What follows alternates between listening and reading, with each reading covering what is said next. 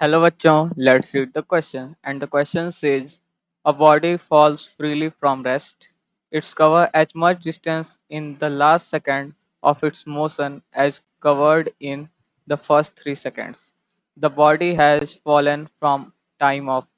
Our options are A 3 second, B 5 second, C 7 second, D 9 second. तो basically हम लोग का क्वेश्चन ये कह रहा है कि हम लोग के पास एक बॉडी है जो कि फ्री फॉल कर रहा है और जो कि रेस्ट पे था। तो मान लेते हैं ये हम लोग का कुछ सिनारियो है, ये हम लोग का ग्राउंड है, वो यहाँ से बॉल था और यहाँ से वो बॉडी जो है वो फ्री फॉल कर रही है। तो गिवन क्या है कि वो जो फर्स्ट 3 सेकंड यहाँ पे मान लेते हैं t इज इक्वल टू 3 था।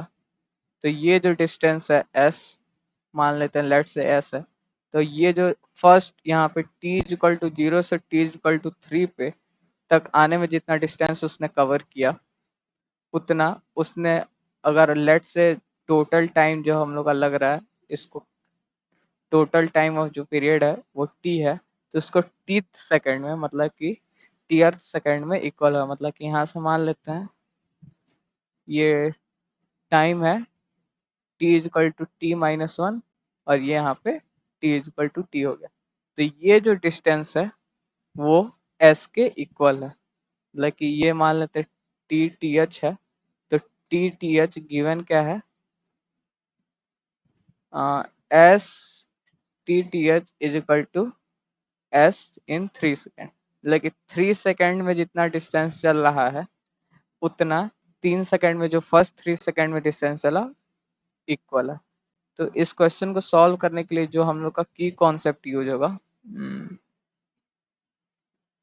की concept to solve this question is second equation of motion, that is s is equal to ut plus half at square। ये हम लोग का इक्वेशन यूज होने वाला है, इसी इक्वेशन से ये क्वेश्चन सॉल्व हो जाएगा। तो आइए सॉल्व करते हैं। तो हम लोग देखते हैं, अगर हम लोग s3 निकालना है मतलब कि distance travel in first 3 second, तो s3 क्या हो जाएगा, हम लोग का s3 हो जाएगा u रेस्ट से शुरू कर रहा है और फ्री फॉल है तो ये 0 हो गया।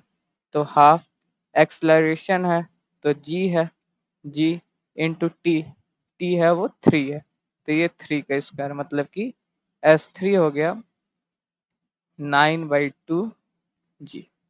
ये हो गया, ये हम लोग फर्स्ट इक्वेशन मान लेते हैं।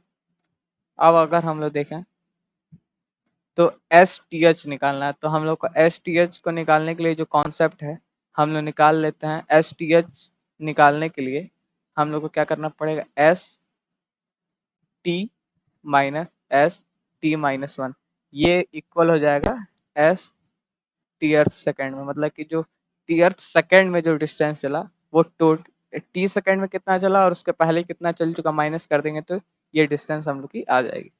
तो ये निकाल लेते हैं। तो यहाँ से एस टी अर्थ आ जाएगा हम लोग के पास एस टी, मतलब कि U T plus half A T square से लिख लें। तो यू इनिशियल जीरो है तो half into G into T square minus T minus one में हो जाएगा वही half G T minus one का होल स्क्वायर। अब इसको सॉल्व करें तो हाफ इंटू जी कॉमन हो गया, टी स्क्वायर माइनस इसको एक्सपेंड कर लेते हैं तो ये हो जाएगा टी स्क्वायर ए माइनस बी का होल स्क्वायर, तो T square minus two T यहाँ पे प्लस वन, ये हो गया। तो फिर इसको कर रहे हैं तो half into G T square से टी स्क्वायर कैंसिल हो गया, ये टू टी माइनस वन आ गया, ये आ गया two T minus one.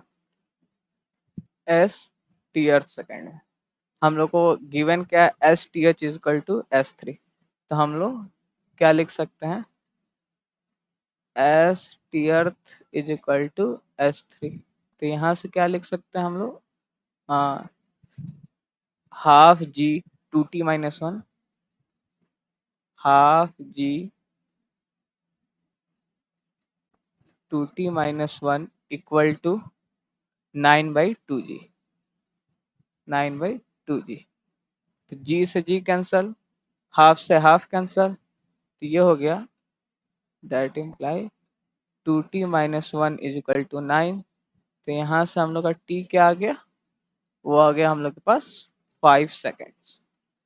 t is equal to 5 second, मतलब कि जो टोटल टाइम है वो 5 सेकेंड है। अब हम लोग अगर ऑप्शन देख लें तो जो ऑप्शन बी है वो करेक्ट हो जाएगा, 5 second. The body has falling for a time of 5 second. I hope you will understand this question. Thank you.